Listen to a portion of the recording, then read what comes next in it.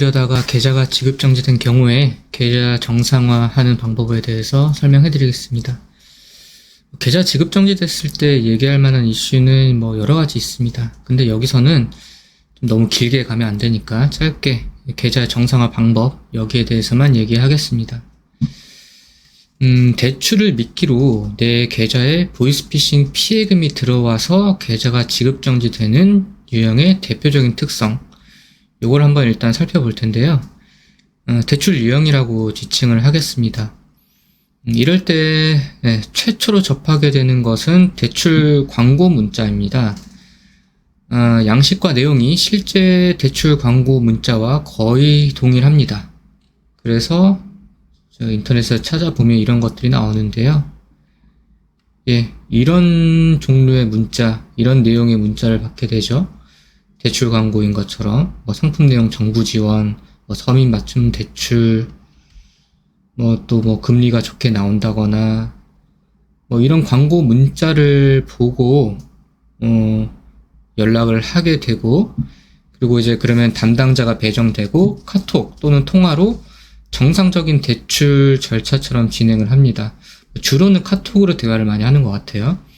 그리고 핵심 설명 내용은 거래 실적, 즉 입출금 내역을 만들어야 된다 라는 내용입니다. 여기서 만드는 입출금 중에 입금이 보이스피싱 피해금이 실질적으로는 입금이 되는 거고요. 그 다음에 출금이 실제로는 사기단의 수중으로 가는 다음 단계이거나 최종 단계인 경우가 많죠. 그래서 이제 실제로 좀 사례를 보자면,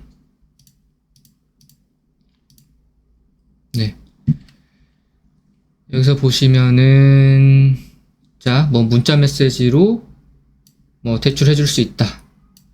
근데 거래 실적을 만들어야 된다. 그래서 입출금 거래 실적을 만들어서 대출을 해주겠다. 라는 내용을 제안을 듣고, 이제 대출 거래 실적을 만들 목적으로 체크카드를 주고, 이런 식의 사건이 실제 그 사건화 되기도 하죠. 설명하고 싶었던 것은 이 거래 실적을 만들어야 된다는 내용으로 내 계좌가 입금 출금되고 또 그 입금이 바로 보이스피싱 피해금이 들어오는 거다. 이걸 말씀드리고 싶었고요. 그래서 이렇게 대출을 위한 절차로 입출금되는 과정이 바로 실제로는 보이스피싱 피해금, 돈 세탁 과정이 되는 겁니다. 그렇다면 바로 이렇게 대출 유형으로 계좌가 지급정지 됐을 때 정상화하는 방법을 설명을 해드릴게요. 내 입장에서는 이제 대출 절차가 진행되는 걸로 생각을 하고 있었는데 갑자기 계좌가 완전 마비가 되니까 이제 그때부터 내가 받고자 했던 대출 절차가 거짓이고 실제로는 보이스피싱 피해금이 내 계좌에 입금됐구나, 이 사실을 알게 됩니다. 그래서 이제 가장 먼저 은행에 문의를 해보고 내가 이제 억울함을 어필을 해보지만 속 시원한 답변을 해주는 경우가 별로 없어요. 그래서 속 시원한 답변을 듣기가 힘들고, 다만 이의제기 신청 한번 해보세요. 경찰서에서 보이스피싱이랑 무관하다는 확인서를 한번 받아오세요. 이 정도의 형식적인 안내만 듣습니다. 그런데 이 방법이 사실상 불가능해요. 그래서 이거를 준비를 하다가는 시간만 허비하게 됩니다. 그래서 현재 대출 유형에서 실무상 가장 정확한 계좌 정상화 방법을 설명을 해드릴게요. 만약에 내 계좌에 연루된 피해 금액이 적은 편이라면 해결하는 데 드는 시간과 비용을 고려했을 때 그 피해 금액만큼을 내가 지출하는 게 더 이득인 상황일 수가 있거든요. 그럴 때는 은행에다가 중재를 요청을 합니다. 즉, 피해자가 내가 피해금을 줄 테니까 내 돈을 받고 피해 구제 신청을 취하를 해준다면 그때는 즉시 내 계좌가 정상화되고 내가 따로 신경 쓸 게 거의 없어서 가장 좋은 해결 방법이 됩니다.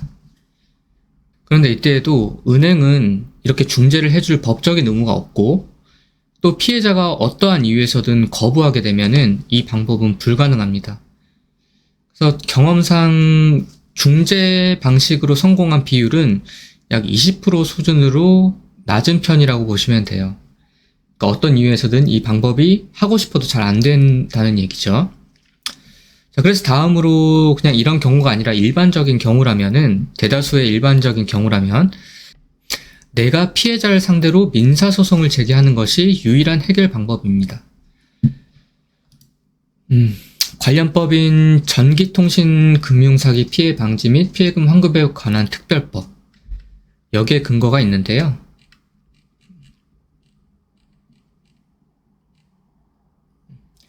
네. 자, 제8조 제1항 제1의 2호가 그 근거 규정입니다. 여기 보시면은 금융회사 및 금감원은 다음 각 호의 어느 하나에 해당하는 경우에 사기 계좌의 전부 또는 일부에 대해서 지급정지, 채권 소멸 절차, 그 다음에 전자금융거래 제한을 종료하여야 한다. 의무적으로 종료를 하게끔 돼 있죠. 그래서 우리가 이제 여기에 있는 방법을 쓰면은 의무적으로 종료를 하게끔 돼 있는데, 대출 유형 같은 경우 이제 이렇게 요 조항대로 하시는 게 유일한 해결 방법이고, 요 5조 1항 5호를 보면은 5조 1항 5호 읽어보면 지급정지 후에 명의인과 피해자 간 채무 부존재 확인, 부당이득 반환 청구 소송 등이 제기되어 법원에 계속 중인 경우. 그러니까 우리가 제기해야 되는 거는 이 채무 부존재 확인 소송인 겁니다. 그래서 이 규정에 따라서 민사소송을 제기하는 것이 유일한 해결 방법이다. 그래서 민사소송 과정에서 내 계좌와 관련된 피해자의 이름, 주소 같은 인적사항, 그리고 내 계좌에 들어온 피해금의 액수, 이런 것들을 알게 됩니다. 그 다음에는 이 피해자의 주소로 내 민사소장을 송달해서 피해자가 이 소장을 받아본 상태가 돼야 돼요. 그 상태가 되면 우리 계좌 명의인은 은행에 가서 지금 이 근거 규정, 요 8조 1항 이 근거 규정대로 지급정지, 채권 소멸 절차, 전자금융거래 제한 이런 것들을 종료하라라는 서류를 접수할 수 있게 됩니다. 그리고 이 소장 접수 시부터 이렇게 은행에 종료하라는 서류를 접수할 때까지 평균적으로 약 2주에서 3주 정도 소요됩니다. 그러니까 결론적으로는 우리가 해결하기 위해서는 민사소송 제기해야 되고, 소송 제기하면 약 3주 후에는 계좌가 무조건적으로 종료가 된다. 소송을 제기했다라는 객관적인 사실만으로 소송의 내용, 결과가 어떻게 되든지 간에 우리가 어쨌든 계좌를 종료시킬 수는 있다. 이렇게 보시면 됩니다. 자, 그럼 이제 궁금하실 텐데 추가로 시간이 없으신 분들은 이제 여기까지 보시면 되고요. 시간이 있으신 분들은 추가로 좀 설명을 해드리자면은, 이의제기 신청이라든지 또는 수사기관의 무혐의 확인서로는 해결이 안 되나요? 이런 의문을 가지실 거예요. 결론부터 말씀드리자면 안 됩니다. 대출 유형은 제가 설명해 드린 대로 피해자를 상대로 채무 부존재 확인 소송을 제기하는 게 유일한 해결책입니다. 그 소송의 내용을 잠깐 보자면은, 이게 이제 실제 판례를 가져온 건데, 채무 부존재 확인 소송. 여기 보시면은, 자, 보시죠. 대출을 위하여, 대출이 가능하다는 제의를 받고, 그리고 그래서 이제 보이스피싱 범죄에 이용됐죠. 이용됐다는 거는 그 계좌에 피해금이 입금이 된 거예요.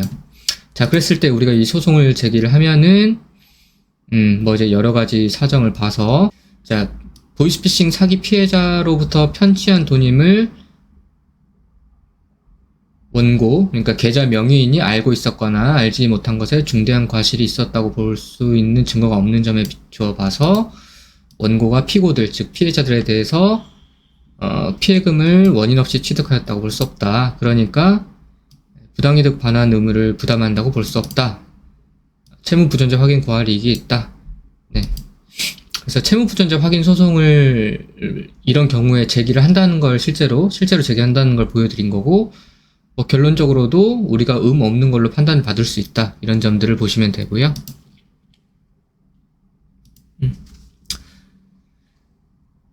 다시 들어가서 질문에 대해서 답변을 드리자면은, 첫째로 이의제기 신청이 되냐, 이의제기를 받아줄지 여부는 실무상 금융회사가 전권을 가지고 판단해요. 그러니까 전적으로 금융회사가 심사를 하는데, 이의제기의 근거는 법상 여기 7조에 있어요. 7조의 근거 규정이 있습니다. 그래서 이 7조에 따라 이의제기를 하는 건데, 지금 실질적으로는 이 2호가 그 근거 규정이 되거든요. 그 2호에 따라서 우리 계좌 명의인이 재화 또는 용역의 공급에 대한 대가를 받았거나, 그러니까 내가 대가를 지급했냐 이런 점이 있거나 그 밖에 정당한 권한으로 취득한 것임을 소명을 해야 된다. 그 소명이 맞다고 판단되면 이의제기가 승인된다 이런 얘기인데, 이 그 밖에 정당한 권한에 대해서 현재 금융회사가 매우 좁게 해석을 하고 있어요. 그 말은 계좌 명의인들한테 불리한 쪽으로 해석을 한다는 거예요. 그래서 대출 같은 경우도 이 정당한 권한에 해당하지 않는다. 그렇기 때문에 이의제기를 받아줄 수 없다. 이제 이런 답변을 하는 거죠. 현재 실무상으로는 매매, 그리고 이제 전통적인 정상적인 이제 상거래, 이런 경우에만 이제 자료를 가지고 제출하면은 이의제기가 승인된다 라고 봐도 무방합니다. 그러니까 매우 좁게 해석을 하고 있어서 이의제기는 안 된다.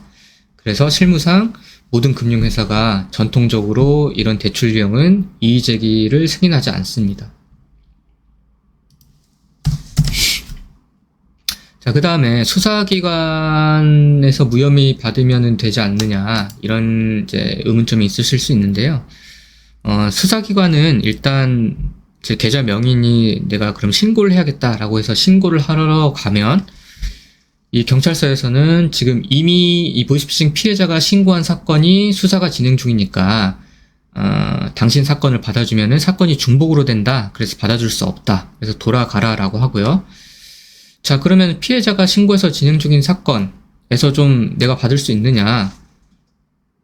이걸 보자면은 이 사건은 나한테 조사 요청이 아예 안 올 가능성도 있어요. 그리고 조사 요청이 오더라도 몇 달 후, 그러니까 매우 늦게 오는 것이 보통입니다. 그러니까 절차가 생각보다는 좀 느리게 진행된다고 보시면 돼요. 자, 그런데 이 계좌 명의인은 이 법을 보시면은, 자, 이 구조를 보시면은 소멸 절차라고 좀 생소한 절차실 텐데요. 중요한 건 요 2개월이라는 그 시간적인 한계가 있어요. 그래서 이 계좌 명의인은 요 2개월 안에 해결을 봐야 되거든요. 근데 아까 얘기한 대로 이 소송을 하더라도 약 3주가 지나야 종료를 시킬 수 있는데, 이 3주도 요 2개월 안에 있어야 돼요.